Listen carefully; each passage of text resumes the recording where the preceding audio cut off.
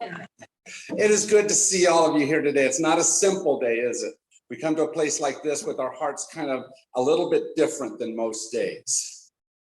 And yet we come here, maybe not even willingly or easily, but we come here lovingly. We come here seeing who Reid was and wishing for something to happen in us so we can become more like that. Because he was an amazing fellow, wasn't he? Throughout his life, he did things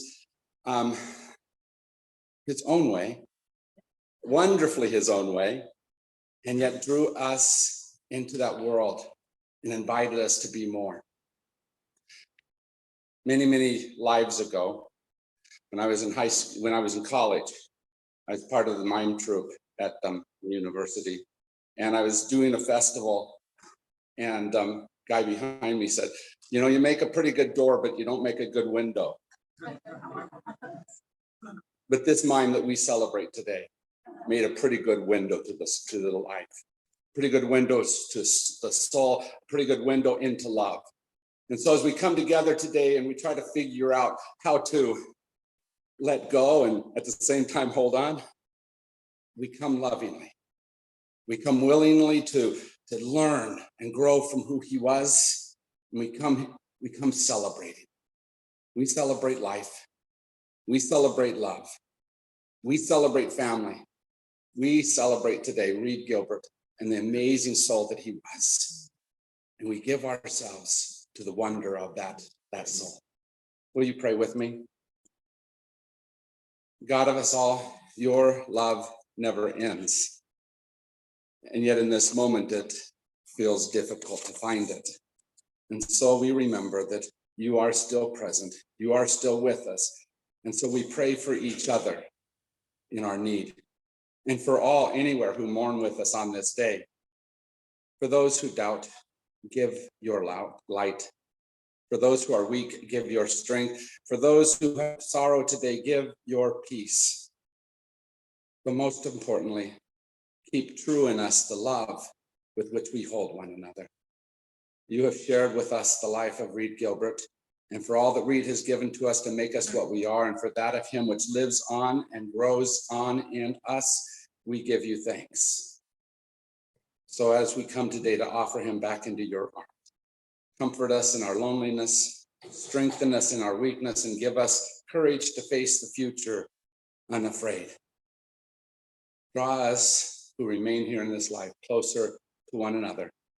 Make us faithful to serve one another and give us to know that peace and joy which is eternal life. For this we pray. Amen. So Reverend Dr. was a Methodist minister, as some of you know, Methodist growing up. And among Protestants, Methodists are known for their singing. So I think we should all sing like Methodists. So in this world, Reid can hear us.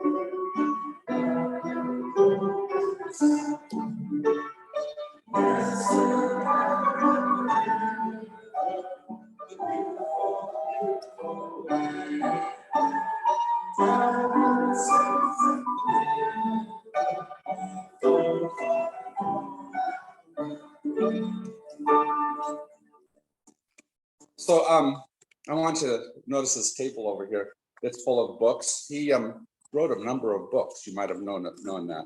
And this one is called "Shall We Gather at the River," and I believe it's his latest one. No, it's one of his first. It's one of his first ones. Okay, so just know that those books are there and available for you to look at and take. Oh, and to take. All right. We have a reading of, because it would be sad if we didn't give Reid's voice a chance to be heard. So we have a reading by Beverly of one of Reid's poems.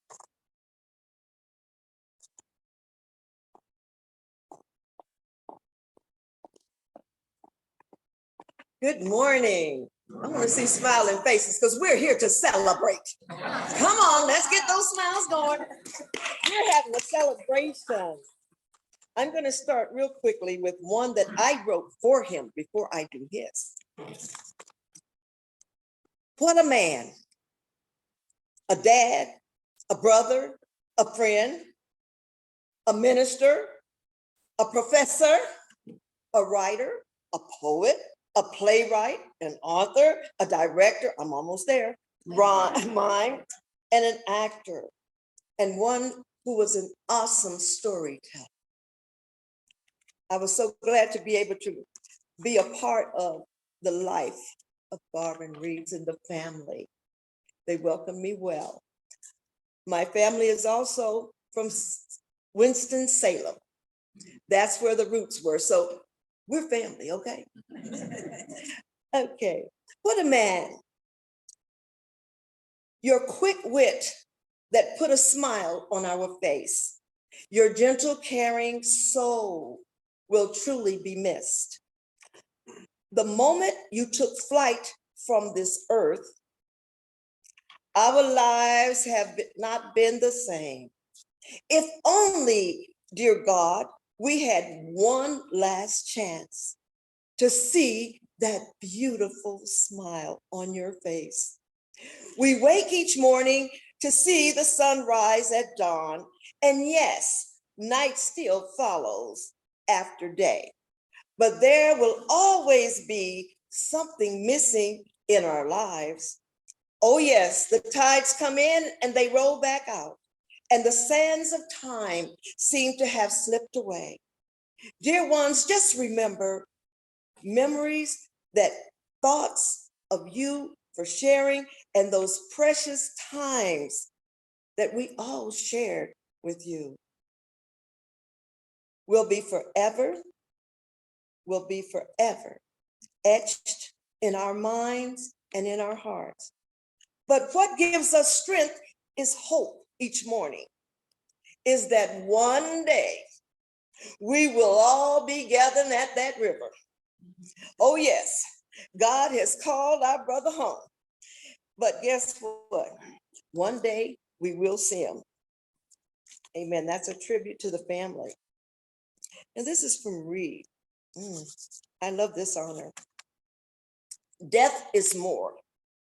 Death is more than just passing over, though it is that and yet more. It's a cessation of shared work and play, as we have enjoyed so oft before, but there will be times in days ahead when those of us left here behind will remember past times of joy, vividly bringing those moments to mind. There will be occasions in the days ahead when great wisdom will be received by the ones on this side of the mysterious door, as spoke to us like when he was alive. And as we lay to rest the mortal frame, may we be comforted by memories of his life, and now embracing each other. In his name, be comforted in our present joy and of our strife. That is by Reid Gilbert. And I'm going to end it out with smile, though your heart is breaking, smile, even though you're saddened, smile, and the sorrow will roll away. You just smile, let those tears come down. It's okay. Just remember, you just smile. Thank you.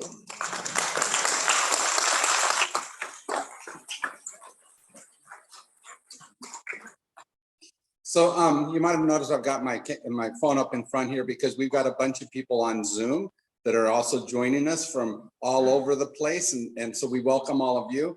I'm going to tell all of you that are out there in Zoom land to stay on the line as we finish, because I'm going to take all your stories and let you share all those so the family can hear them. All of you may not get to tell your phone stories, but you can tell each other your stories. We're going to have a time of sharing afterwards. And one of the most important things we do at a time like this is we share the slice of Reid that we had so that all of us get more than what we had before. And what we had is always wonderful, right? But here it grows as we hear each other's voices. And so be prepared to share those stories. Regina is going to be one of the first ones to share. She's going to share through singing.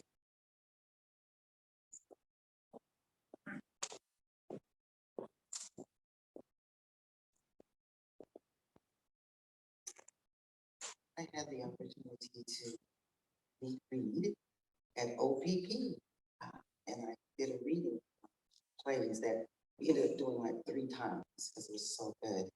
And I embodied the person that he really loved, Sister Willie Mae Tiger. And I would be at rehearsal, and before that, I would go and look at older people. Now, I'm not young, mind you, but I look at older people, how they walked, how they talked, how they moved, because I figured she was a little older. And then I also embodied my grandparents, my grandmother, and how they moved, how they walked. And so then that's Reid, because he give all these, notes after the play or after the rehearsal. And I said, Reid, do I have anything? Or, and he said, just keep doing what you're doing. And so I said, okay. So then I work a little harder, but I'm so blessed. I am so honored to have known such a great man. And I'm so happy. And the last play that I was in was called Running 1,000 Miles. Oh my God, I forgot her name. The Ellen Craft story. And I got to play the role of the great-great-granddaughter and I was telling the story of this beautiful lady. So I'm going to sing something in a cappella that I sang that day. And then I have prepared a special song for the family. Wade in the water, wade in the water, children, wade in the water. God's gonna trouble the water. That was the song that I started the play.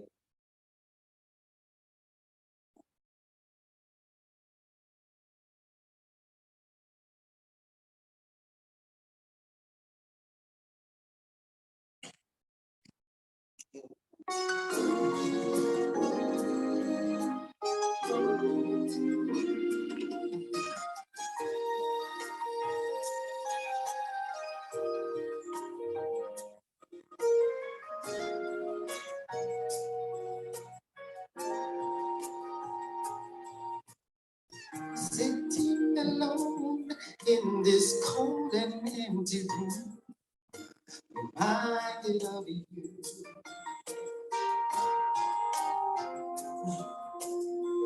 It warms my heart when I think of all the things you used to do.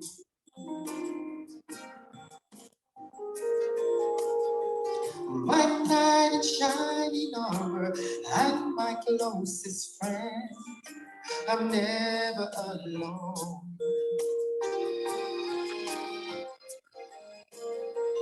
Your love protects me and surrounds my heart like a fortress of stone. and I feel your presence as if you were here, though you went away. I feel you near, my life is better, 'cause you make me see where you are is where I wanna be. Did you turn up just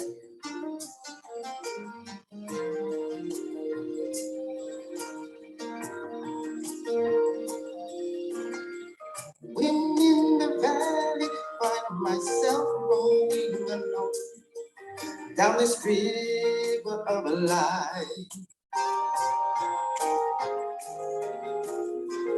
I think the words you share, the mountains that protect me on either side.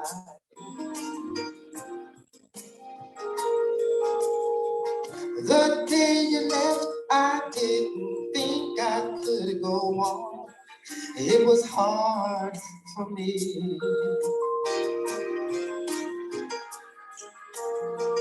But now your voice lives on inside of me, and now I see, and I feel your presence, as if you were here, though you went away. I feel you near, my life is better, 'cause you make me see where you are is where I want to be. Your love is a treasure deep in my soul. When I am broken, your love makes me whole. Love makes me whole. And I feel your presence as if you were here, though you went away. I feel you near, my life is better, 'cause you make me see where you are is where I want to be. Where you are is where I want to be. Where you are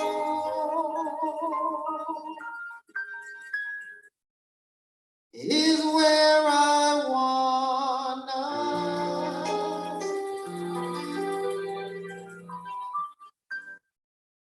be.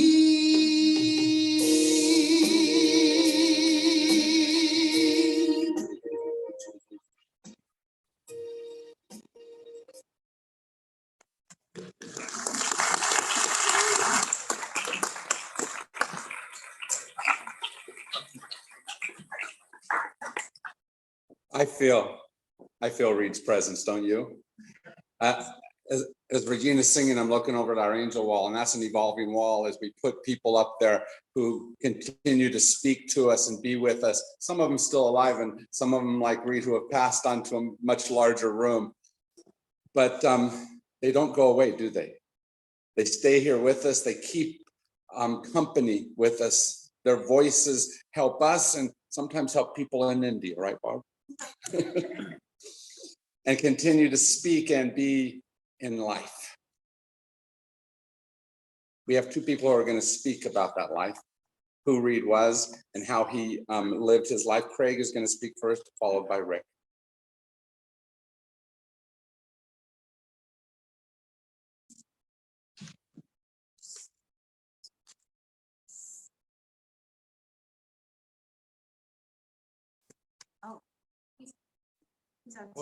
He's on here. We knew what we were doing once. So Ian, Craig needs to be given permission to come on and speak to us. And if we can.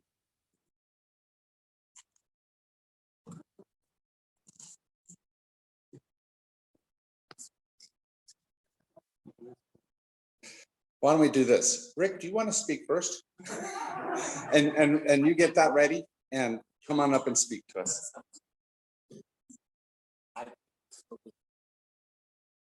Although it wasn't what I was planning.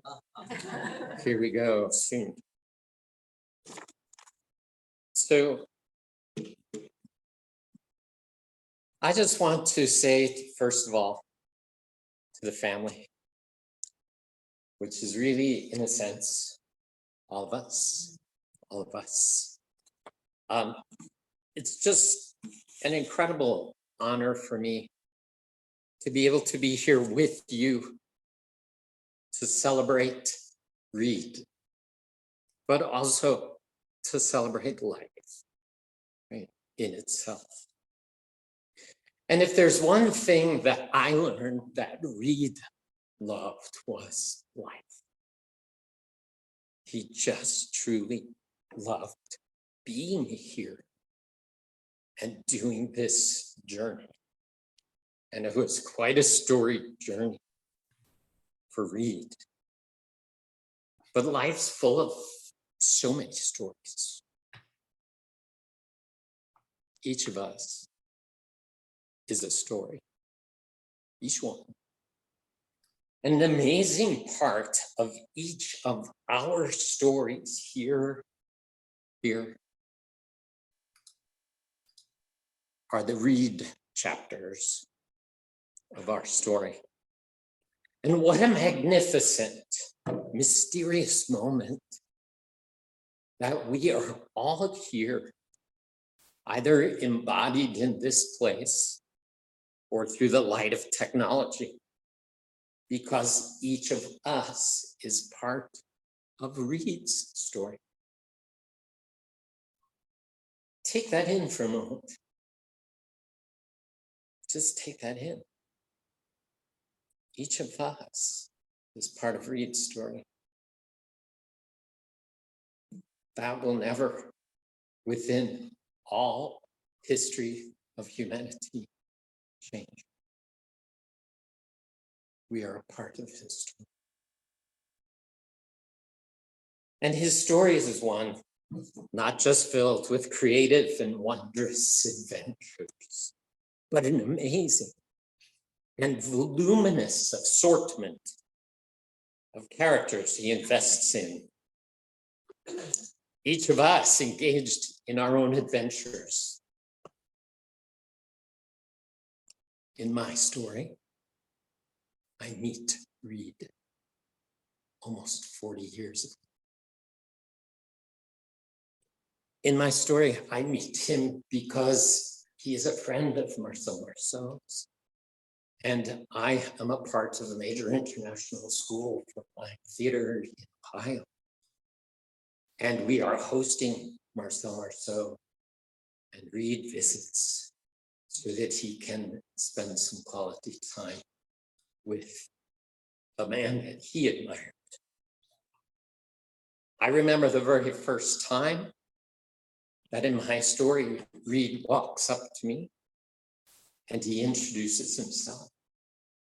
And though I don't remember what he says exactly, I totally recall the warmth, the grin, the slight smirk that he had, and kind of a sense that he was saying to me, I know what you guys are all about here, and I hope to show you a little bit of what you don't. And over the course of a relationship with Reid in my story, Reid teaches us about sword play, a little bit about Kakakali, mime. He teaches us his love and his passion for the art that is my love and passion too, for this art of mime, physical theater. But sooner or later, I left that world in Ohio to weave my own next adventure. And in my story, I lost contact with Reid. I can't even remember exactly how many years later in my story As I am rehearsing a production in Tucson, Arizona of my company, Reid walks into the rehearsal to find me because he knew I was here in town and he had moved back. So we had a grand reunion. I welcomed him, introduced him to the cast, and we spoke a little bit about theater and spoke to the group. And then we began what has been a really vital part of my story. He and I spent so much time together, and we speak to each other, and we have long conversations that we spend with each other. During the time that I work with Reid on some of his book publications and help him get those published. And in that time, after he's, subsequently created 7 more books in the last 7 years, we sit together and we share a lot of stories and wonderings about what it's like to be here, to have this gift of living. And we talk about political, current events. We speak always about our days and our experiences in pastoral ministry, which we both shared from our past histories. We speak about our fascinations with science. We speak of cosmology, neurotransmitters in the brain, how those neurons work. And we speak a great deal of his love for his Appalachian roots. We speak about the commonalities that he experienced in growing up within that culture, and my father's roots, who also came from Appalachia. And we speak about the common things we experienced, but also radically different elements of life too. We speak a lot about his joy that he holds for his student colleagues, his friends, and the absolute love that he has for his family. We spend many times, many hours sitting together while under the guise of getting the work done for his books, speaking about the story of life together. In my story, I discovered that Reid's heart is impassioned by connection. He loves all of the characters that grace his story, his life. Above all, we and so many others are his reason for being. And his desire is to share that passion and the thrill of life lived among and in communion with others. In my story, I learned that today we convene as not only part and parcel of Reid's story, but in this moment, we are now and forever engaged in one another's stories. What a marvelous, extraordinary legacy to be a part of. In my story, Reid encourages us to deeply engage in living, to let our stories freely mingle with one another. In my story, Reid encourages us to connect to that great story of humanity that he so deeply loved. So bless you, and may Reid remain.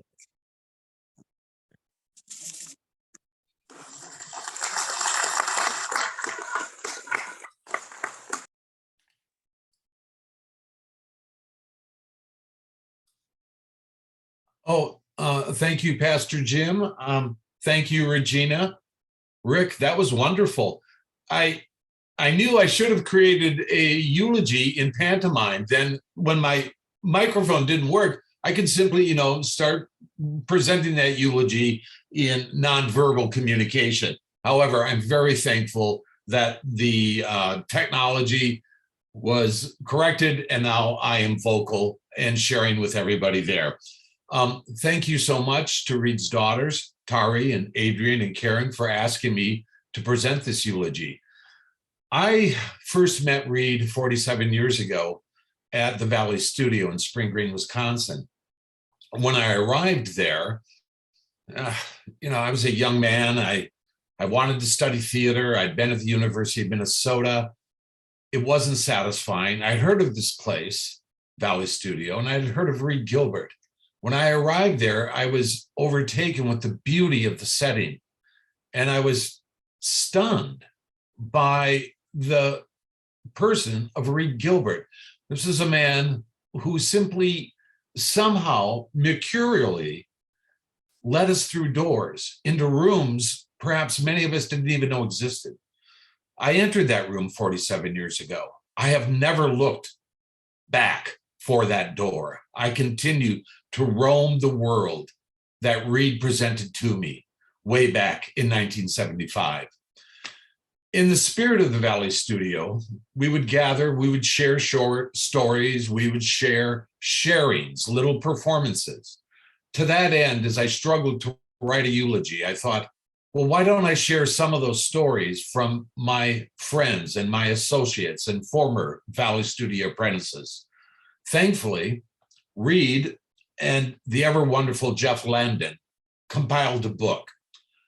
The title of the book is Valley Studio, More Than a Place.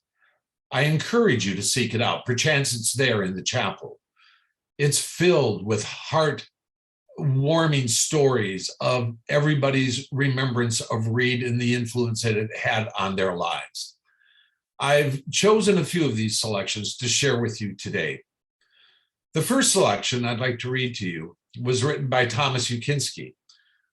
Tom was my roommate when I arrived at Valley Studio. Tommy was from Chicago. He was a stand-up comedian. And he came to the Valley Studio to learn more abstract elements of performance art. As time went forward, Tom ended up becoming a lawyer, and he presently lives in Lincoln, Nebraska.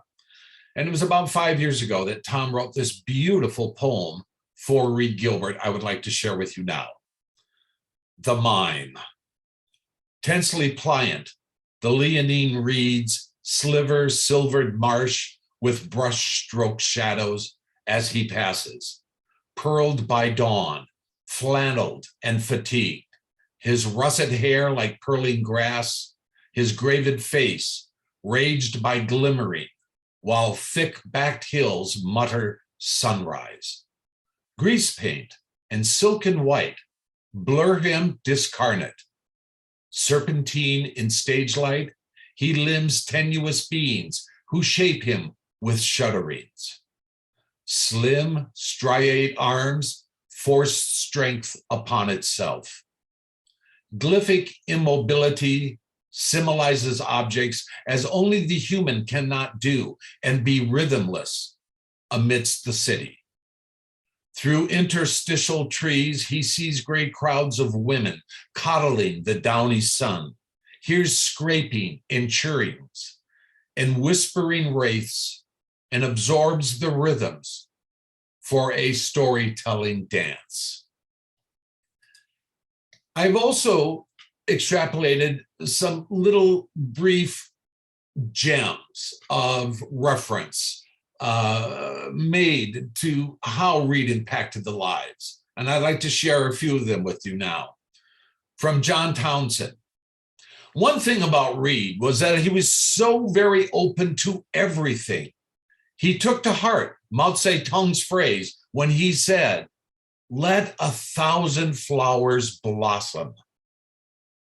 Then there's Ronlyn Foreman. Ron studied at the Valley Studio. Ron now has his own theater enterprise. And in recalling Reid's influence on Ron's life, here's what Ron wrote. It was Reid's conviction concerning community that set the tone and the atmosphere of the Valley Studio. He believed that it was an artist's personal responsibility for caring for the place, including regard for and maintenance of the studios, preparing meals, conserving resources, as well as being self-reliant and collegial.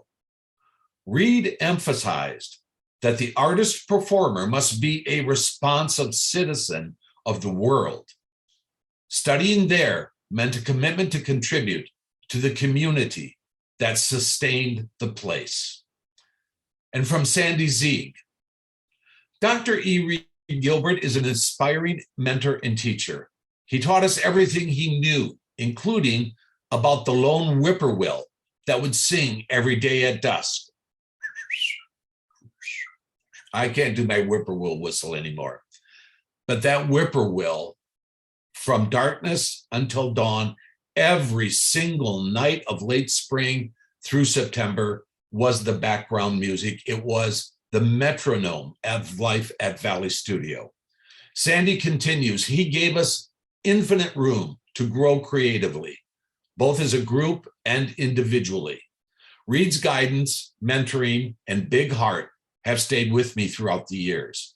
Reid gave us confidence, love, and creative freedom to grow, explore, and expand.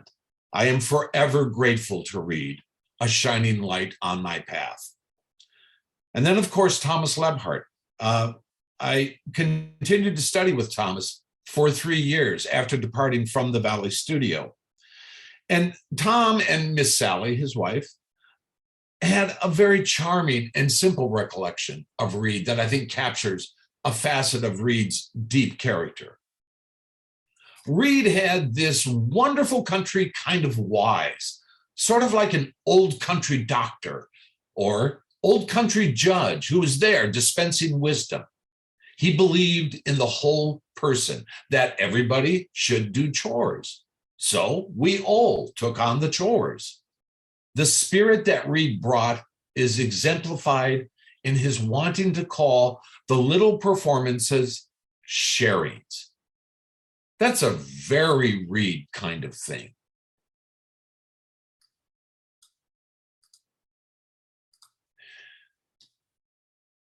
Reid wrote one book, if not more than one, on a character that Reid developed. I think this goes back to his Appalachian roots.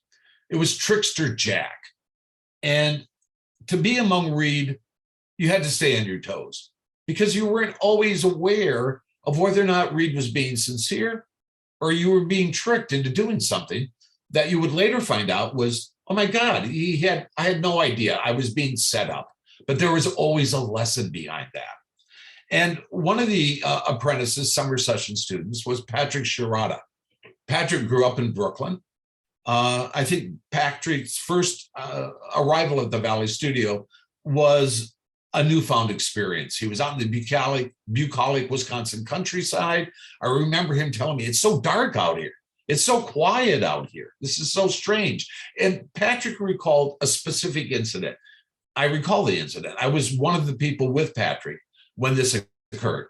Here's the story. Another memory I have was walking through the woods with 4 or 5 guys at Reid. Reid wanted to show us how to shuck corn.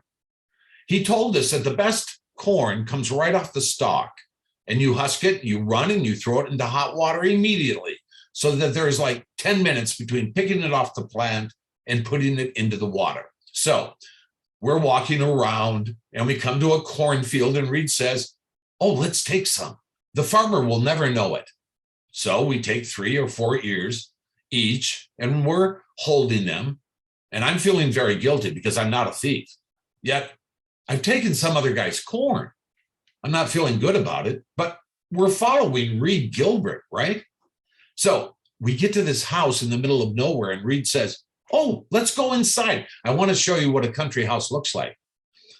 But I said, we can't just go into someone's house. To which Reid replies, no, nobody locks their doors here. Don't worry about it. We'll be in and out in a minute. I know this guy. He's not home. I want to show you what it looks like. Then I say, Well, back in New York, we call this breaking and entering, and everyone kind of laughs nervously. So we get inside, and I'm still thinking, this isn't right. We're inside looking at somebody's house. So I say, we got to get out of here. I'm from Brooklyn. This is frowned upon in Brooklyn. At this point, Reid says, don't worry, that's my cornfield, and this is my house.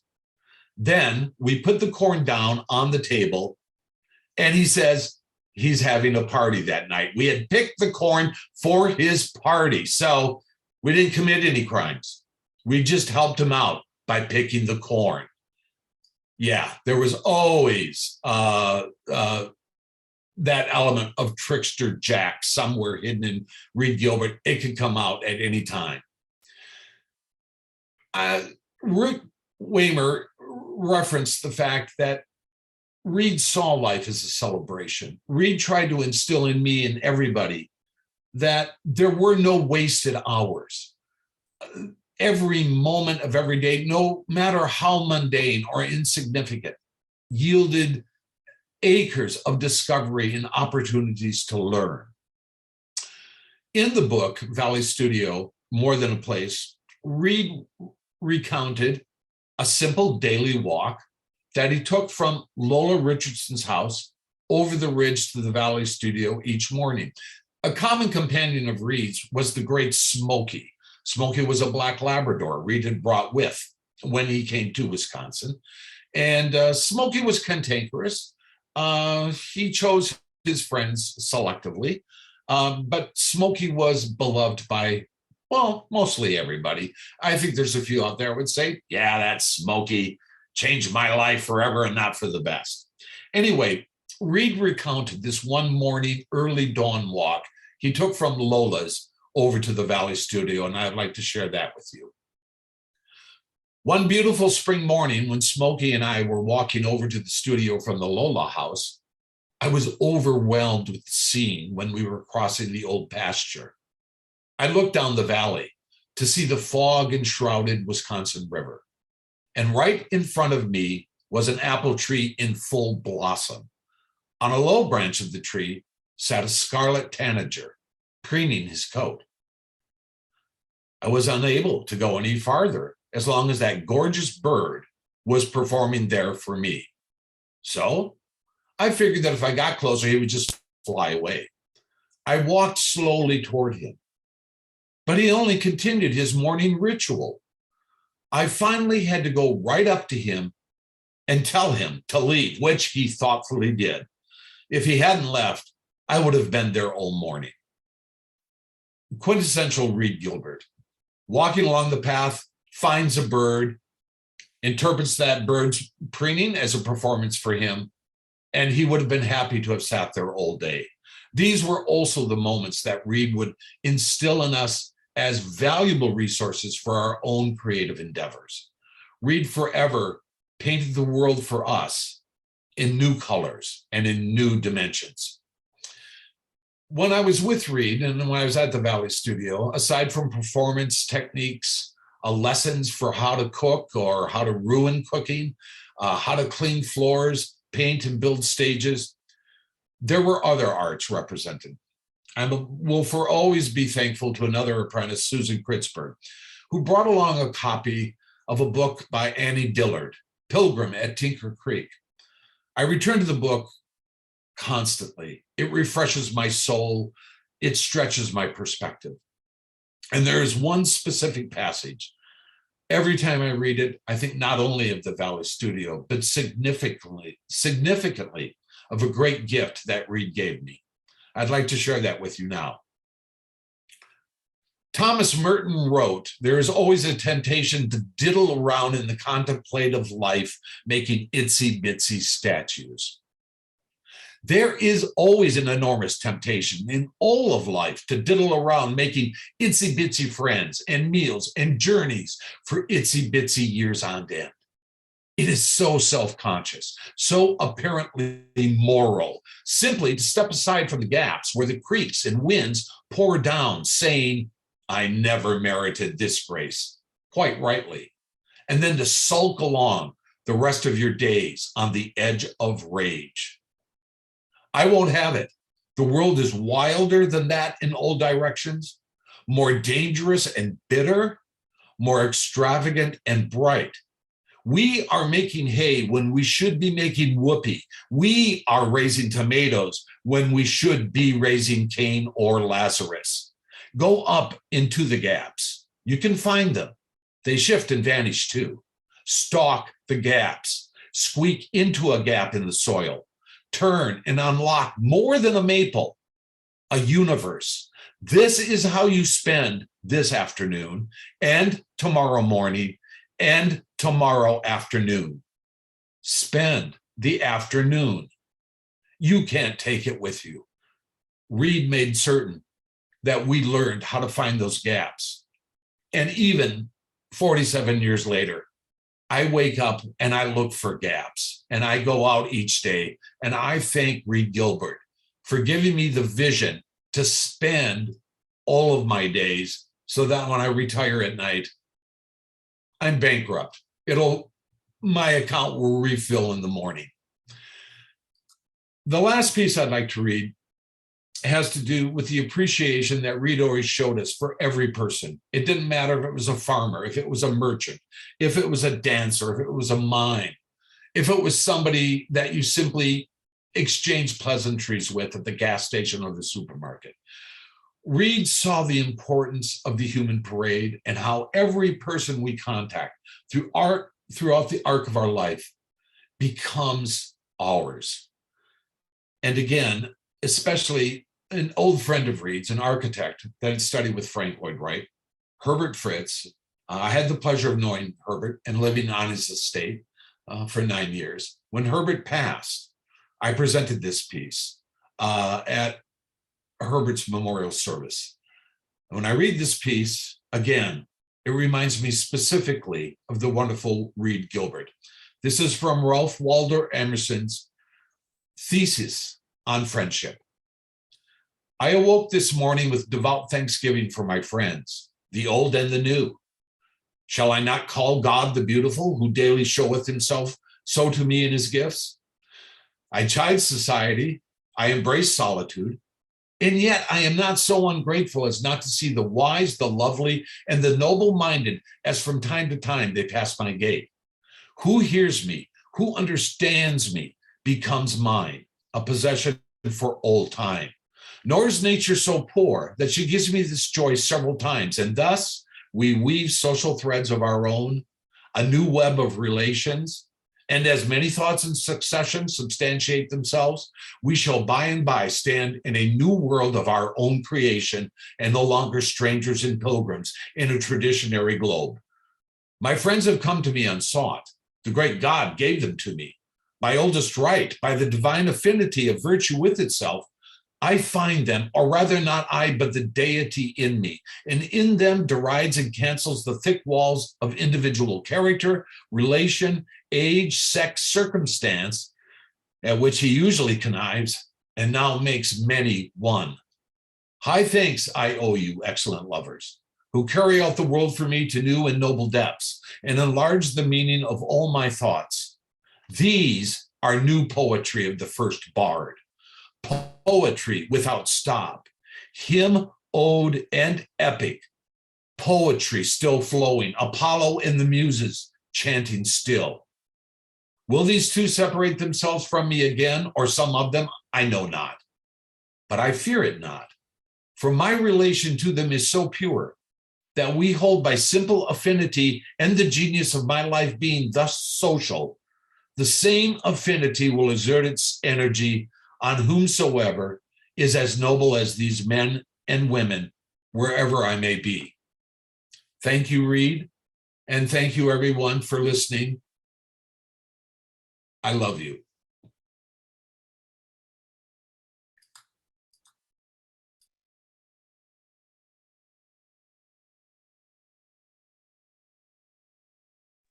Now let's listen to this music piece.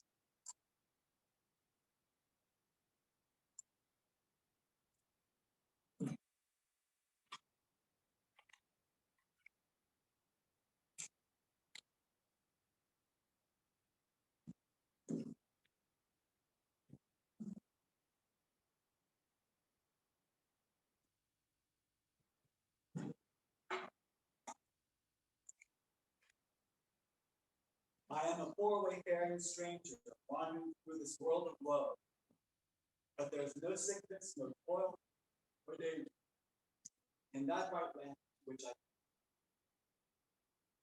Deep river, my home is over Jordan.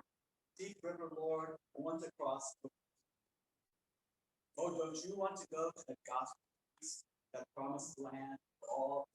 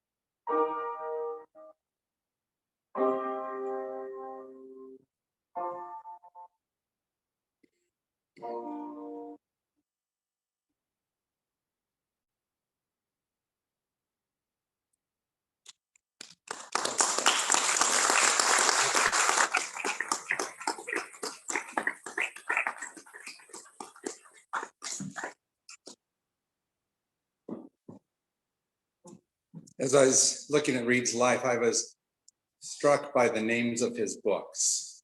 The contents weren't bad either, but I was struck by the names of the books. The one that's over here, Shall We Gather at the River, the song that we sang today. You know why that song's a question, right? Because you know that when you gather at the river, very often someone gets in a boat and goes upriver or downriver or across the river, and they depart from us. They go farther away. And so it's like, if I go there, I'm going to have to say goodbye. And that's kind of where we find ourselves. But it's interesting that they go far from our eyes, but stay close in our heart, don't they? Those folks we love don't go away. They stay with us, but our relationship changes. I wonder, as I wander out under the stars, under the sky, it says on the program, he wandered. Barb said this about him: you didn't own Reid, you just loved him. And she added, and you received generous love in return.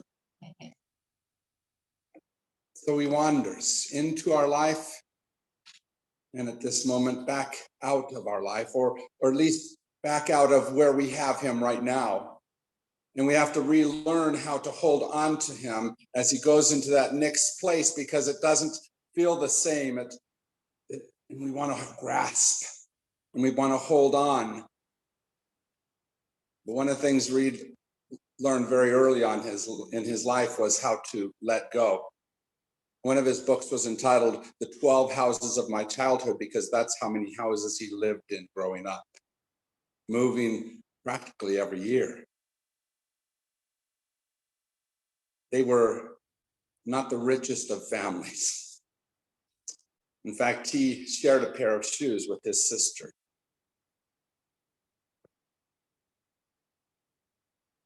And that moving from house to house partially prepared him, but partially opened his heart to what his life would be like. He was fascinated about 12 years old with some gypsies that were passing through, and he went to his mama and said, Mama, well, tell me about them. And said, they'll take you far, far away, which Mama saw as a bit of a fearful space. But I think it opened Reid's heart to go to that far, far away that he hadn't seen yet. And he wandered far from his mountain home. But here's the important thing. Even in his wandering, he didn't disconnect. He stayed close to that home, and that home stayed close in his heart. And those people who lived there and those people he met throughout his life stayed with him, for he knew very well the importance of relationship. That's why we're here today, isn't it? Because he knew well, maybe not all those relationships, but the relationship with me. And he lived this relationship well, and with you and with each one of you. He lived in that relationship well, however long he knew you and however far the rest of life took him. Anita Diamant, in her book, The Red Tint, said, of all life's pleasures, only love owes no debt to death. How he loves us, how he has loved us continues to be how he will love us, and how he will continue to live in and through us because of those relationships. He wrote another book called Embodying the Word, and his life did do that, didn't it? He was described by his family as a very gentle and vulnerable poor man. But he was that, wasn't he? He had such an open heart, such a willing spirit to be seen and to share himself. I don't know which one of you it was, but one of the grandkids said, Papa was a young soul. And it was a young soul that continued to open his heart to what could be, continue to learn and grow. And he was filled with curiosity. What is there to learn right now? And he would sit right over here while I would sit up here on Sunday mornings. And we'd talk about his next thing he was going to do. The new way he was going to open his heart, the new journey he was going to take, even as he was obviously journeying closer and closer to this journey. He was worried about all the things that he could still learn to be. I loved one of the things the family said, where they talked about him having the temperament of the biblical Abraham, where he had a tent with entrances in 4 directions. His heart, his life, his way of being and living was open and invited us in. The scripture for today is Romans 12. We have gifts that differ according to the grace given to us. Prophecy, ministry, teacher, exhorter, giver, leader, compassionate, contribute to the needs of the saints, extend hospitality to strangers. He did that, inviting each of us to find our gifts and become those gifts. What did Reid teach you? What has changed inside of you because of this man we celebrate today? If you don't become it, Reid's going to come back and haunt you. Because that's what he did, didn't he? He called you into being, into becoming whatever it was that you were supposed to be. In his last book that I'm going to talk about today, it's called Stories Tell What Can't Be Told. He told his stories, who he was, and how as a 12-year-old he had that dream where he thought he might be dead, but then he said, well, but Mama's here, so I can't be in hell.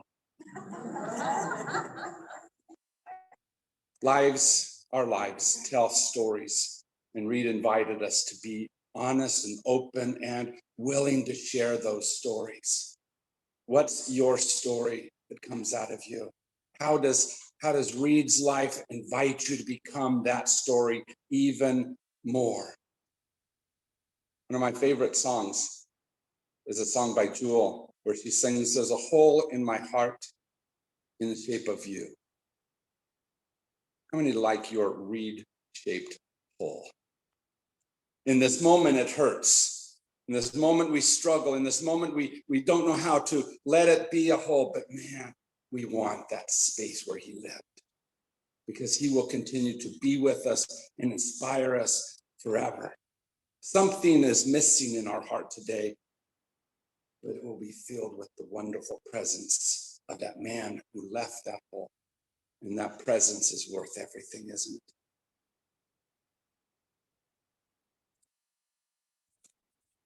We come together in grief, acknowledging the loss that we go through, but we also celebrate. For this man filled us with joy, filled us with love, filled us with hope of what can be. So go from this place not sad. Be joyful, because you lived with a man who lived life wonderfully, maybe even perfectly. Amen. We have one more song to sing together.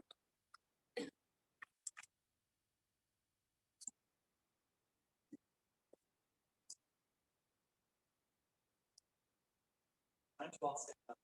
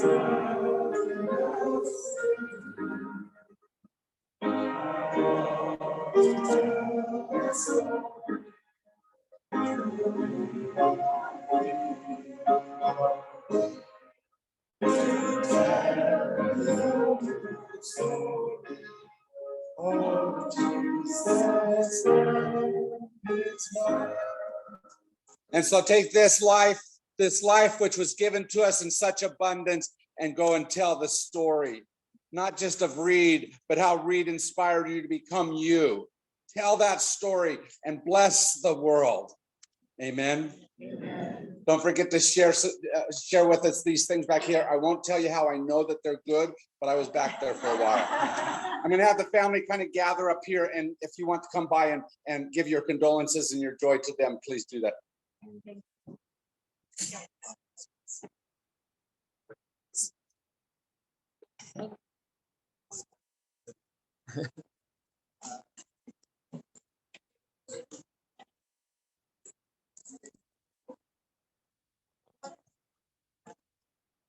So come on up.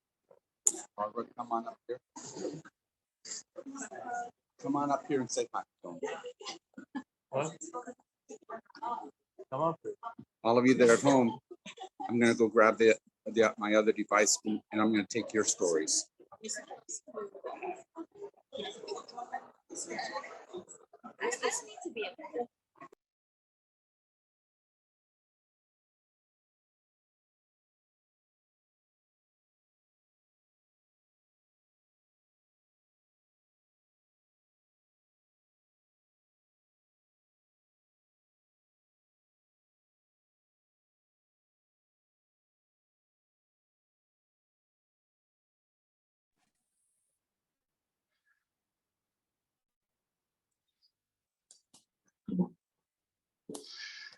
Hello, everyone. It is good to see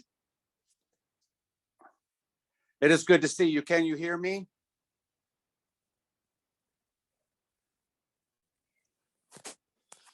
All right. So what I want you to do is, if you'd like to tell a story, will you just type in the chat that that you'd like to say that, and I will unmute you, or I'll ask you to unmute at least. Who has a story they'd like to tell about Reid?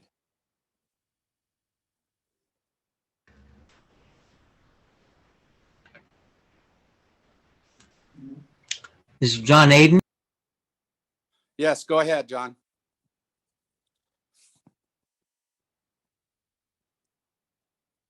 Oops, we lost you. John? Go ahead and unmute again. Okay. I'm John Aiden. I live in Florham Park, New Jersey. But I first met Reid when I grew up on the West Coast, and for some reason, I wanted to become a mime. Somebody saw a poster. There was a school in Wisconsin. This was, I came out there in January. I met Reid. I stayed for many, many years. I was an apprentice. I was part of his company, and he was just always so wonderful to work with. And one of the things I just enjoyed living at the studio with him, and the way he, encouraged everyone.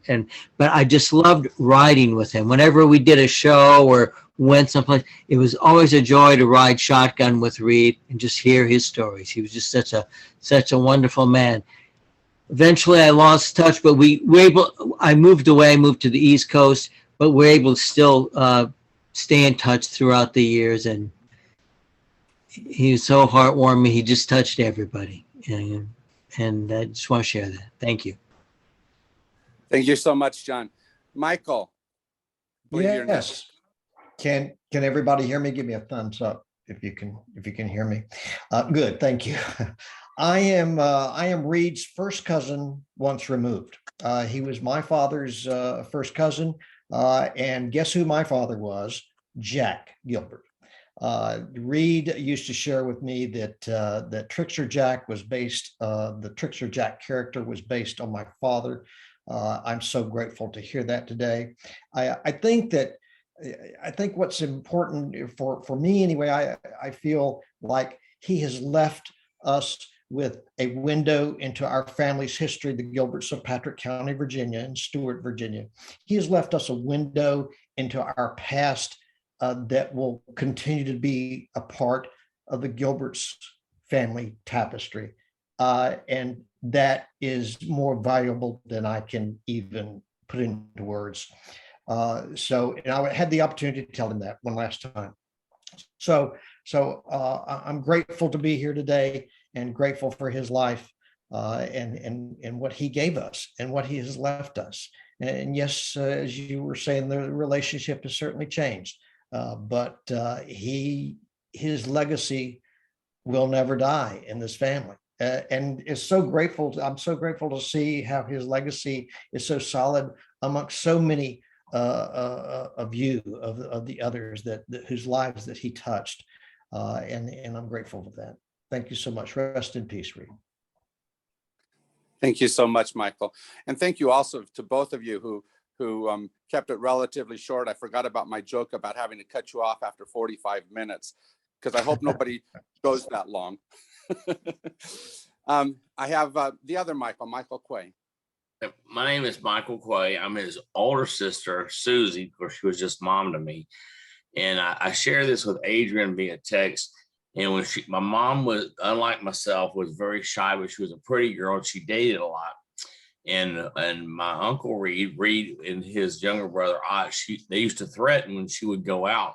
They were going to wear coveralls and they say, "Hi, I'm Reid and I'm Ott and we're hillbillies." They just say, "Please don't do that. Please don't do that." And they never did that. But my mom, when she went off to nursing school in Charlotte, North Carolina, she said what she missed the most was her two younger brothers teasing her about that.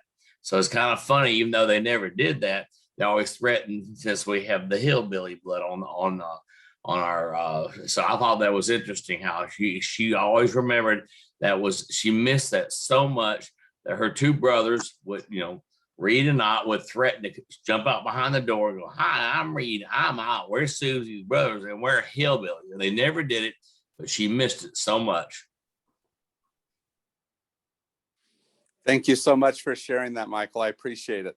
I hear we have Evelyn has a story for us. Evelyn? Yes, I'm Reid's younger sister, and I've told him that I'm bigger than he is now, but I'll always be younger. But I will miss his autumn visit with us this year because he always loved to come and have gin and tonics. Nice. Thank you so very much. Next person I have is Mary. Hi. I just want to say that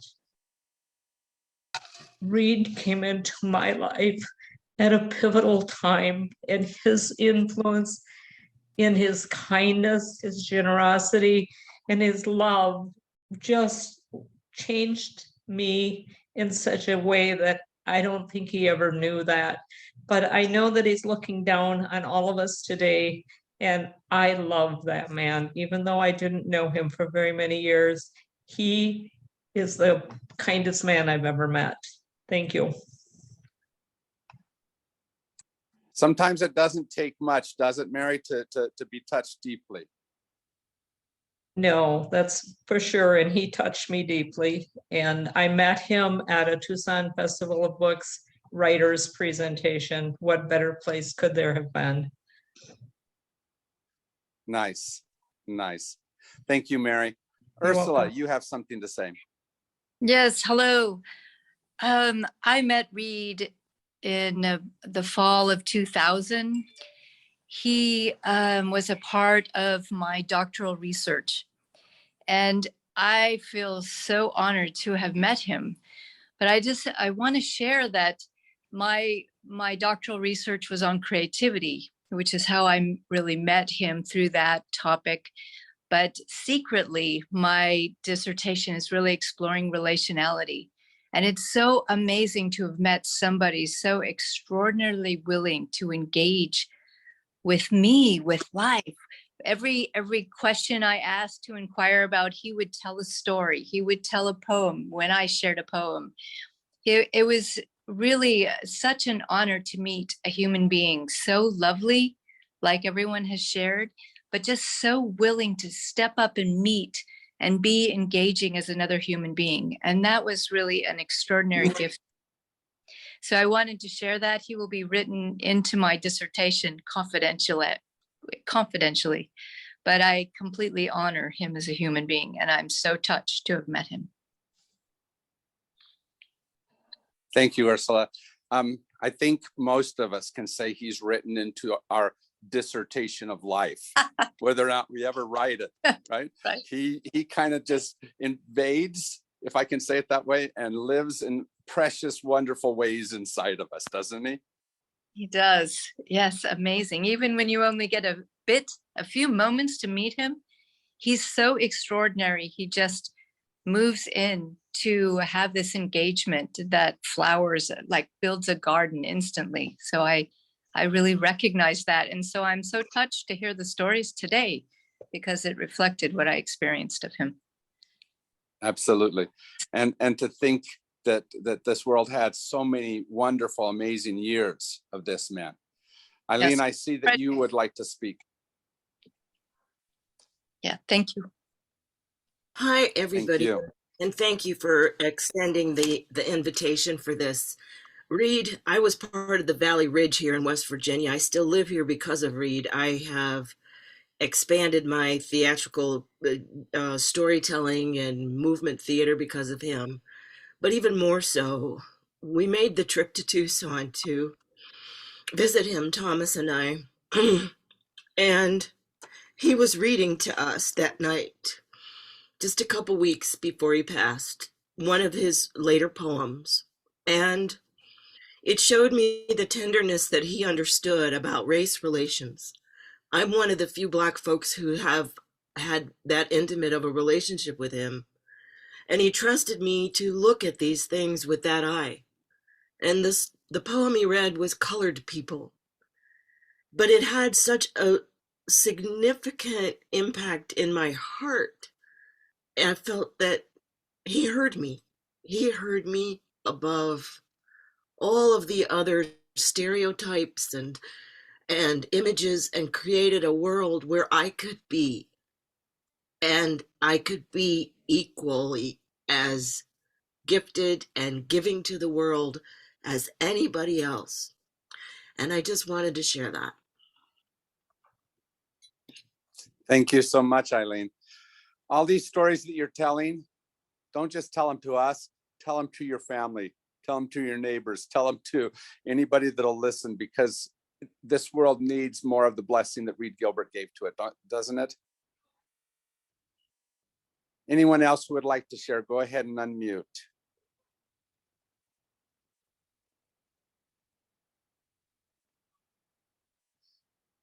All right, it looks as though we might be finished here. Thank you so much for your time, and thank you for sharing Reid Gilbert with us. Take care, my friends.